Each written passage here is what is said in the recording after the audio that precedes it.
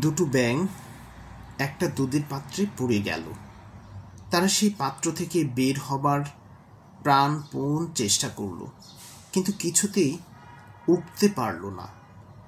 একটা ব্যাঙ আশা ছেড়ে দিল। সে বলল, বন্ধু, আর বৃথা চেষ্টা করে লাভ নেই। পাত্রের গভীরতা অনেক বেশি। শক্ত কোনো কিছু এখানে নেই যে তার উপর ভর দিয়ে লাভ দেব। আমরা কতক্ষণ আর সাঁতার কেটে ভেসে থাকতে পারবো? আমাদের মৃত্যু অনিবার্য। বিদায় বন্ধু। এই বলে সে সাঁতার কাটা বন্ধ করে দিল এবং দুধের মধ্যে ডুবে মারা গেল।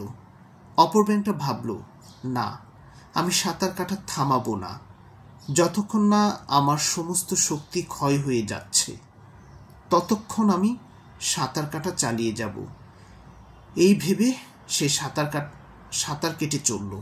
আর এই সাঁতার কাটার ফলে দুধ মন্থন হতে থাকলো। আস্তে আস্তে সমস্ত দুধ যখন মাখনে পরিণত হলো, ব্যাঙটা তার পায়ের নিচে শক্ত মাখন পেয়ে তার উপর ভর দিয়ে লাফ মেরে পাত্রের বাইরে বেরিয়ে এলো। তার জীবন রক্ষা পেল। আসলে জীবনে যতক্ষণ না লক্ষ্যে পৌঁছাচ্ছেন ততক্ষণ আপনাকে চেষ্টা চালিয়ে যেতে হবে। জয় আপনার হবেই।